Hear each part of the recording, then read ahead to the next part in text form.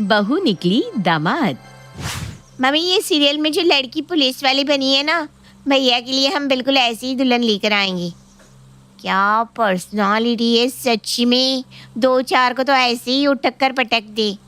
अरे चुप कर तू, मुझे नहीं चाहिए ऐसी परकटी मर्दानी बहू जिसे देखकर यही समझ में ना आए कि हम बहू लाए हैं या दामाद।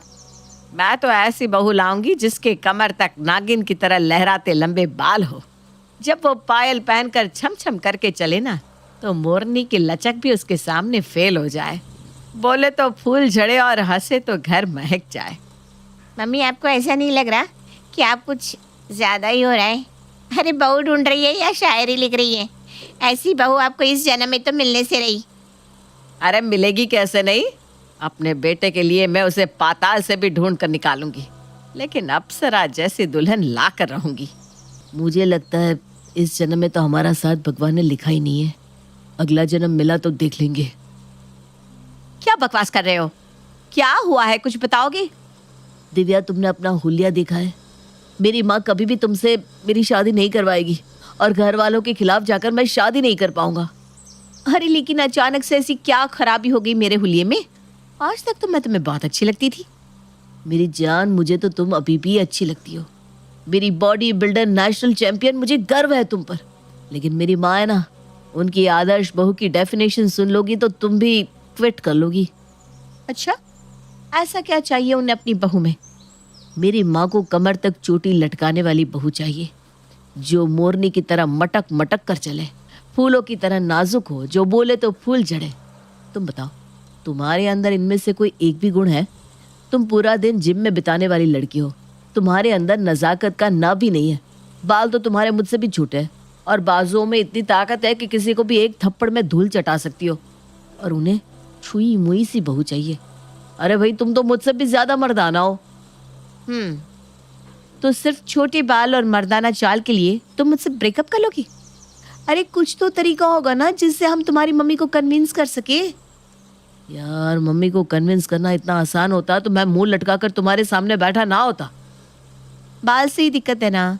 बाल तो नकली भी लगाए जा सकते हैं। बाकी चाल और बोली सुधारने की मैं कोशिश करती हूँ। बस तुम जाकर ना मम्मी को बताओ कि तुमने उनके लिए बिल्कुल वैसी ही बहू ढूंढ निकाली है जैसी उन्हें चाहिए थी। बाकी सब मैनेज हो जाएगा, तुम बिल्कुल भी चिंता मत करो। हम कल से ही ट्रेनिंग शुरू कर देते हैं। अगले दिन समर और दिव्या बाजार जाकर एक लंबे बालों वाली विग, साड़ी और ऊंची हिल वाले सैंडल खरीद कर ले आते हैं। सबसे पहले तो तुम्हें ये पैंट शर्ट छोड़कर साड़ी पहनने की आदत डालनी होगी और ये स्पोर्ट्स शूज की जगह हील वाले सैंडल पहनकर चलने की प्रैक्टिस करो। अच्छा पापा, ठीक है, मैं अभी साड़ी पहनकर आती हूँ। दिव्या अंदर कमरे में जाकर साड़ी पहनकर बाहर आ ही रही थी कि उसका पैर साड़ी में उलझ जाता है और वो धड़ाम से जमीन पर गिर जाती है। मैंने कहा था ना, ये साड़ी सूट पहनना तुम्हारे बस का रोग नहीं है। अरे यार, मुझे एक बात समझ में नहीं आ रही, इतनी लंबी साड़ी बनाने की जरूरत ही क्या है? कितनी बार लपेटा मैंने, फिर भी चलते चलते पूरी की पूरी साड़ी खुल गई। अरे वाह रानी, ऐसे लपेटने से साड़ी नहीं पहनी जाती। तुम रुको, मैं तुम्हें एक वीडियो दिखाता हूँ, उसे देखकर सीखने की कोशिश करो। दिव्या बार बार वीडियो देखकर साड़ी पहनने की कोशिश करती है और आखिर में उसे साड़ी पहनना आ ही जाता है। देखा तुमने, आ गया ना मुझे साड़ी पहनना। आज तो मैं तुम्हें सुपर मॉडल की तरह हील्स और साड़ी पहनकर जाने वाली हूँ। दिव्या साड़ी तो ठीक से पहन लेती है, लेकिन पेंसिल हील को अंडर एस्टिमेट कर लेती है। जैसे ही वो हील्स पहनकर 2-3 कदम आगे बढ़ती है कि उसके पैर इम्बैलेंस हो जाते हैं और वो नीचे गिर पड़ती है। कर लिया इम्प्रेस? अरे यार, तुम मम्मी के सामने भी ऐसा ही करने वाली हो क्या? हील पहनकर नजाकत से पैर रखा जाता है। ऐसे टेढ़े मेढ़े कदम रखोगी तो धूल ही चाटनी पड़ेगी ना। अरे यार, इतने अच्छे अच्छे शूज मिलते हैं बाजार में, क्या शौक रहता है ये लड़कियों को ऐसी हील्स पहनने का। मेरे तो पाँव भी दर्द करने लगे हैं। अरे यार, टेंशन मत लो। देखो, एक बार बस शादी हो जाए, शादी के बाद हम लोग बैंगलोर सेटल हो जाएंगे, जहाँ तुम जैसे चाहे वैसे रहना। बस कुछ दिनों के लिए माँ को खुश कर दो, ठीक है? ठीक है। लड़कों की तरह छोटे बाल और पैंट शर्ट पहनकर आजाद पंछी की तरह रहने वाली दिव्या ने सास की कसौटी पर खरा उतरने के लिए हील और साड़ी पहनकर चलने की जमकर प्रैक्टिस कर ली थी। हाँ, वो बात अलग है कि ये सब सीखते हुए कितनी बार उसने अपना मुंह तुड़वाया, इसकी तो कोई गिनती ही नहीं थी। खैर वो दिन भी आ गया जब समर अपनी माँ कांता के साथ दिव्या से मिलने उसके घर आता है। अरे वाह बेटा, सच में बहुत खूबसूरत हो तू। मैंने चाहा था मेरी बहू के कमर तक लंबे बाल हो, लेकिन तेरे बाल तो घुटने तक है। हाय, जब तू चलती है ना तो तेरी चोटी नागिन की तरह बल खाती है।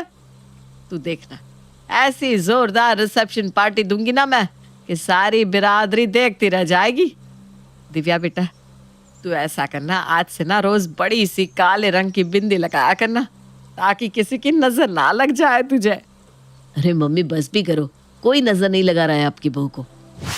जल्दी ही बड़ों के आशीर्वाद से दिव्या और समर की शादी हो जाती है और वो शादी करके समर के घर पहुंच जाती है। शादी के कुछ दिन बाद, समर थक गई हूँ मैं ये नकली जीवन जीते हुए। ये दिन भर भीगी बिल्ली की तरह नजरें झुकाकर जी मम्मी मुझसे नहीं हो रहा है, अब मुझे घुटन होती है यहाँ पर। अरे भाई, इसमें घुटन जैसी क्या बात है? हिंदुस्तान की 90% लड़कियां शादी के बाद ऐसे ही तो रहती है। तुम कोई अलग या अजीब काम तो नहीं कर रही हो? समर, हिंदुस्तान की 90% लड़कियां मेरी तरह पहलवान भी तो नहीं होती। अरे मुझे ऐसे रहने की आदत नहीं है। और देखो, तुमने वादा किया था कि बस कुछ दिन की बात है। यहाँ दिन पर दिन गुजरते चले जा रहे हैं, लेकिन तुम्हारा कुछ पता ही नहीं चल पा रहा है। और सबसे बड़ी बात, मैं प्रैक्टिस नहीं कर पा रही हूँ, जिम नहीं जा रही हूँ, बस सुबह से लेकर रात तक पराठे बना बना कर खिला रही हूँ सबको। अरे पराठे खा खा कर तो मेरा मुंह भी पराठे जैसा हो गया है। मैं समझता हूँ दिव्या, लेकिन ज्वाइनिंग में थोड़ा टाइम लग रहा है। तुम ऐसा करो, कुछ दिन के लिए अपने मायके चली जाओ।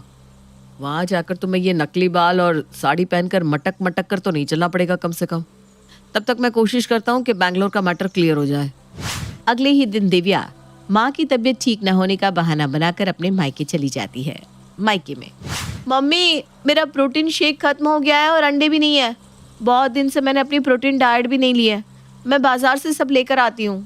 दिव्या अपनी विग हटाकर पैंट शर्ट पहन लेती है और बिना चूड़ी बिंदी सिंदूर लगाए पापा की बाइक लेकर बाजार के लिए निकल जाती है। शीतल बेटा, मुझे जरा बाजार से कुछ सामान लेना है, मैं आती हूँ कुछ देर में। और कांता जी भी घर का सामान लेने के लिए बाजार की तरफ निकल जाती है। सारा सामान खरीदने के बाद जैसे ही कांता घर आने के लिए रिक्शा पकड़ रही थी, तभी उसे सामने से बाइक स्टार्ट करते हुए दिव्या दिखाई देती है। अरे ये कौन है? शक्ल तो इसकी बिल्कुल दिव्या जैसी लग रही है, लेकिन ये तो कोई लड़का लग रहा है। क्या चक्कर है भाई, इसे ही बुलाकर पूछती हूँ। कांता जोर से आवाज लगाती है, दिव्या। सास की आवाज सुनकर दिव्या चौंक कर कांता की तरफ देखती है, लेकिन रुकने की बजाय तेजी से बाइक स्टार्ट करके वो वहां से निकल जाती है। ये भगवान, ये क्या हो गया? लगता है मम्मी जी ने मुझे पहचान लिया। अब क्या होगा? सारे किए कराए पर पानी फिर गया। समर मुझे छोड़ेगा नहीं, क्या करूं कुछ समझ भी नहीं आ रहा। घर पहुंचकर, समर बेटा, यहाँ तो आ जरा। क्या बात है मम्मी, क्या हुआ? अरे बेटा, अभी कुछ देर पहले मैंने बाजार में हूबहू बहू की ही शक्ल का एक लड़का देखा। वो बाइक चला रहा था। ऐसा कैसे हो सकता है माँ? आपको ना जरूर कोई गलतफहमी हुई है। दिव्या तो इकलौती संतान है अपने माँ पापा की। उसका ना कोई भाई है ना बहन। आपको दूर से देखने में वहम हुआ होगा। बेटा, अभी तेरी माँ इतनी बूढ़ी नहीं हुई। अरे अपनी बहू को पहचानने में गलती कर दूंगी क्या?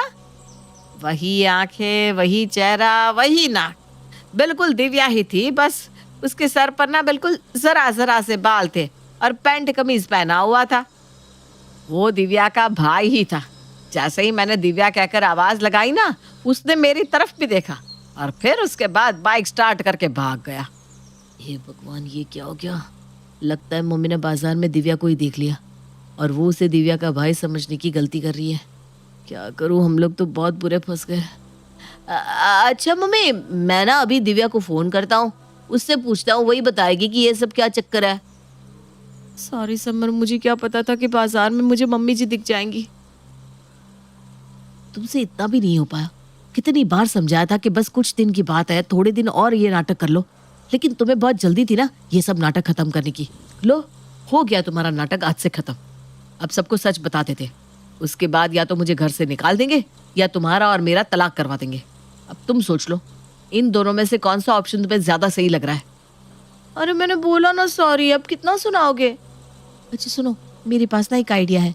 मम्मी जी को यही लग रहा है ना कि जिसे उन्होंने बाजार में देखा वो मेरा भाई था, तो ठीक है ना, प्रॉब्लम क्या है? उन्हें यही बताते हैं कि वो मेरा भाई ही था। अच्छा, अब तुम्हारा भाई भी पैदा करवा दे। अरे भाई, अगर मम्मी ने उनसे मिलने के लिए कहा तो फिर बाकी की स्टोरी क्या सुनाओगी? तुम्हारी शादी में भाई क्यों नहीं आया था और आज तक क्यों नहीं बताया कि तुम्हारा कोई भाई भी है? अरे वो सब मैं देख लूंगी। वो सब करने के लिए मेरे पास बहुत अच्छी कहानी है। तुम चिंता मत करो, मैं घर आ रही हूँ और मैं फ़ोन करके मम्मी जी से बात भी कर लेती हूँ। मम्मी जी, मैं कभी नहीं चाहती थी कि आपको ये सच पता चले कि मेरा एक जुड़वा भाई भी है जो हूबहू मेरी ही शक्ल का है। देखा, मैंने एक नजर में पहचान लिया था कि वो बहू का भाई है। अब तू मुझे ये बता कि तूने आज तक ये बात छुपा कर क्यों रखी? अरे जुड़वा भाई है तो है, और तेरे मम्मी पापा ने हमें इस बारे में कुछ क्यों नहीं बताया? वो क्या है ना मम्मी जी, हम लोगों ने मेरे भाई पिंटू से सारे रिश्ते नाते ख़त्म कर दिए हैं और वो हमारे साथ हमारे घर में भी नहीं रहता। पापा तो उसे अपना बेटा ही नहीं मानते, इसीलिए उन्होंने आप लोगों को उसके बारे में कुछ भी नहीं बताया था। अरे बेटा, घर परिवार में छोटे मोटे झगड़े नाराजगी तो होती रहती है। इसका मतलब ये थोड़ी ना है कि उसको बेदखल कर दिया जाए। अच्छा ठीक है, तुम पिंटू को लेकर घर जाओ, मैं उससे मिलना चाहती हूँ। अरे मम्मी जी, आप क्या करोगे उससे मिलकर? मैंने बताया ना आपको, एक नंबर का गुंडा है, बात करने तक की तमीज़ नहीं है उसमें। दिव्या अपने भाई पिंटू को सास से न मिलने देने की बहुत कोशिश करती है, लेकिन कांता तो अपनी जिद पर आ गई थी कि उसे पिंटू से मिलना ही है। कुछ देर बाद कांता के दरवाजे की घंटी बजती है और उसके सामने खड़ा था पिंटू। नमस्ते आंटी, आपने मुझे बुलाया? आओ बेटा, इसे अपना ही घर समझो। क्या अपना घर मेरे नाम करने का इरादा है क्या, जो इसे अपना घर समझूं? वैसे मेरी बहन को इस घर में देखकर तुम्हारा मन नहीं भरता क्या, जो मेरे को भी इधर बुलाया? अरे बेटा, तुम तो नाराज हो रहे हो। ए गुलाबी लिपस्टिक, चल एक कप चाय और कड़क पकोड़े बनाकर लेकर आ। मैं? तेरे को हिंदी समझता नहीं है क्या? येड़ी है क्या? मम्मी, मुझे ना ये पिंटू बहुत पसंद है। अब तो ये हमारा रिश्तेदार हो गया। आप इससे मेरी शादी की बात चलाओ ना प्लीज। अरे बहू को आने दे, बाद में बात करते हैं। कुछ देर बाद पिंटू वहां से चला जाता है और दिव्या वापस अपने ससुराल आ जाती है। भाभी, कितना तो अच्छा है आपका भाई। आप लोगों ने ना बिना बात ही उसे बदनाम करके रखा है। आप मेरे रिश्ते की बात चलाओ ना उनके साथ। है क्या? गुंडा मवाली है वो, उससे क्यों शादी करनी है तुम्हें? माँ जी समझाइए ना इसे। अरे जब इसे गुंडे ही पसंद आते हैं तो मैं क्या करूं, इसीलिए तो आज तक कंवारी बैठी है। और फिर कल को ये कोई बाहर का गुंडा मवाली पकड़ कर लिया है, इससे तो अच्छा है ना कि ये तेरे भाई से ही ब्याह कर ले। हाँ, आप ठीक कह रही हो माँ, मैं पिंटू से बात करता हूँ, मेरी बात नहीं डालेगा। अरे लेकिन ये कैसे हो सकता है?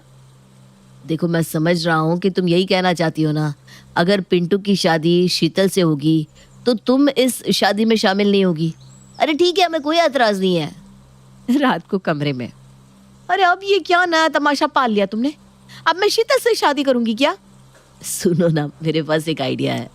अगले दिन माँ, पिंटू शादी के लिए मान गया है, बल्कि वो तो खुद ये शादी करना चाह रहा था। आज शाम को वो हमारे घर सगाई की अंगूठी लेकर आएगा।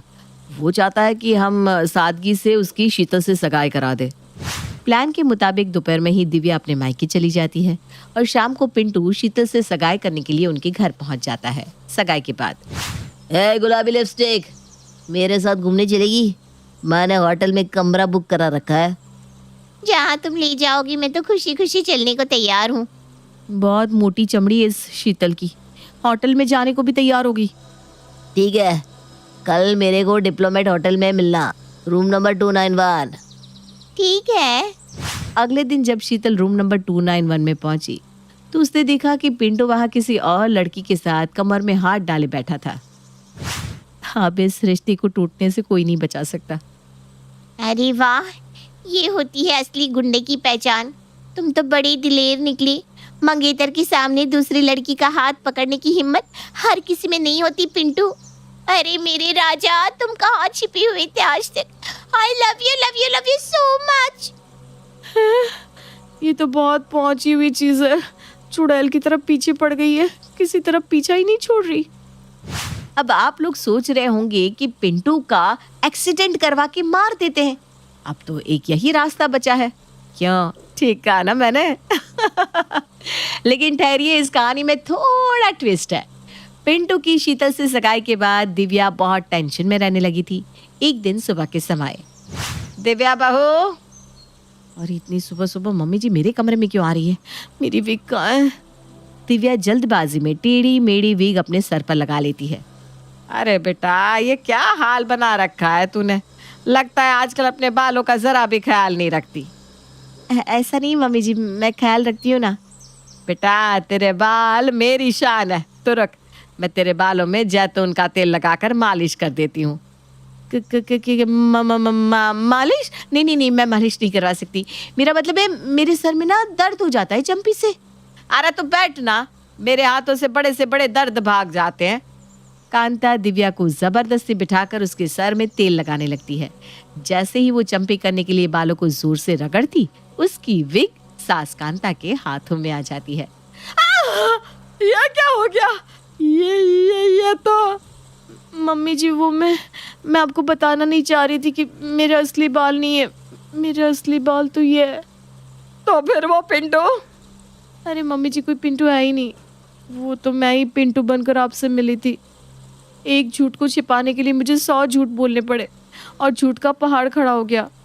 हे भगवान, इसका मतलब मेरी बहू ही मेरा दामाद है। अरे कम वक्त, तो क्या जरूरत थी इतना नाटक करने की? अरे माँ, आपने ही तो इतनी लंबी लिस्ट पकड़ाई थी आदर्श बहू की, मैं क्या करता बताओ? सत्यानाश, मुझे कुछ नहीं चाहिए। मुझे बस मेरी बहू मिल जाए, मेरे लिए अब उतना ही काफ़ी है। और मुझे समझ में आ गया है कि बहू की चोटी से नहीं, उसके गुणों से घर घर बनता है। अच्छा बेटा सुन, ये बॉय कट बाल बढ़ा करना, कम से कम कंधे तक तो कर ले, है? फिर बहू तो लगे कम से कम, नहीं तो फिर से तुझे पिंटू बना दूंगी। हाँ,